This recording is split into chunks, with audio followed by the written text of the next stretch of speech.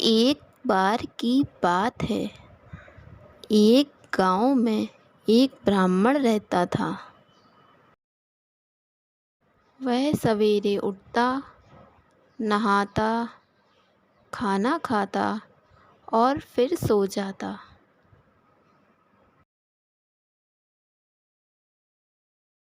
उसके पास किसी चीज़ की भी कमी नहीं थी।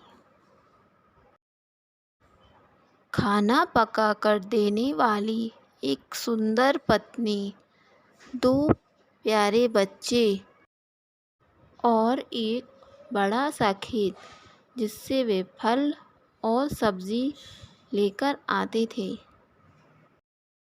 सब कुछ होने के बाद भी ब्राह्मण के घर वाले उससे परेशान रहते थे, क्योंकि वह बहुत आलसी स्वभाव का था।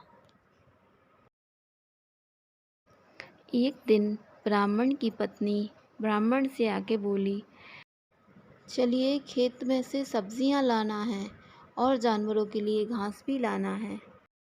तो ब्राह्मण कहता है, अभी अभी तो मैंने भोजन किया है, इतनी अच्छी नींद लगी है, अभी थोड़ा सो लेता हूँ, फिर बाद में चलूँगा। ब्राह्मण की बातें सुन ब्राह्मणी खुद अकेले ही चारा लेने के लिए चली गई और रास्ते में उसे एक साधु मिले। वह साधु से बोली, साधु महाराज, आइए आप हमारे घर पधारें, अपनी सेवा का अवसर हमें दें और हमारे घर पर भोजन आदि ग्रहण करें।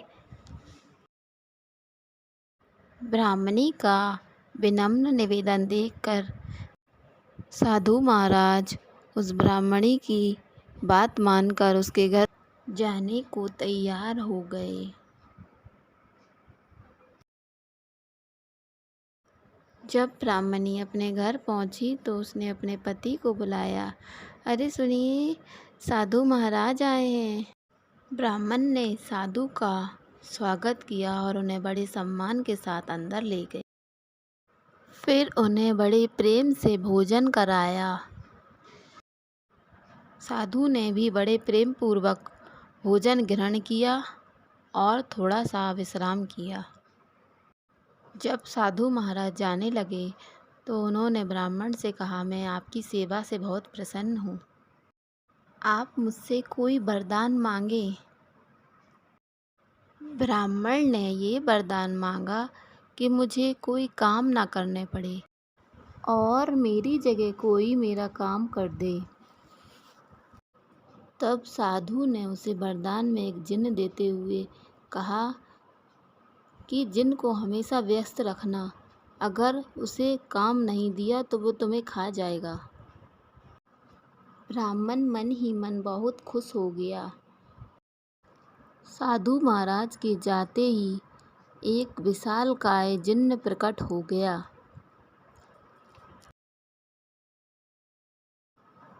वह जिन्न बोला, मुझे काम बताओ, नहीं तो मैं तुम्हें खा जाऊंगा। ब्राह्मण बोला, जाओ मेरे खेत में हल चला कर आओ।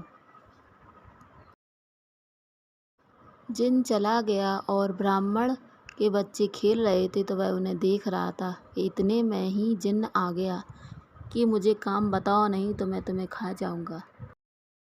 तो ब्राह्मण ने कहा, जाओ मेरे खेत में पानी डाल कर आओ।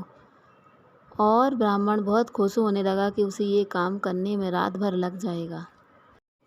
लेकिन वो तो तुरंत ही अपना काम ख़त्म करके वापस आ गया। अब ब्राह्मण बहुत दुखी होने लगा और फिर वह जिन्न बोला, मुझे काम दो, नहीं तो मैं तुम्हें खा जाऊंगा। तब ब्राह्मण की पत्नी बोली कि जाओ तुम मेरे मोती की पूंछ सीधी करके आओ। इतना सुनते ही वह जिन्न चला गया और ब्राह्मण अपनी पत्नी से कहने लगा कि ये जिन्न अभी अपना काम ख़त्म करके वापस आ जाएगा। तब ब्राह्मणी कहने लगी, ये सब आपकी आलस की वजह से हो रहा है। तब ब्राह्मण को अपनी गलती का एहसास हुआ और वह अपना काम खुद करने लगा। इस कहानी से हमें यही शिक्षा मिलती है कि हमें अपना काम खुद ही करना चाहिए और आलस नहीं करना चाहिए।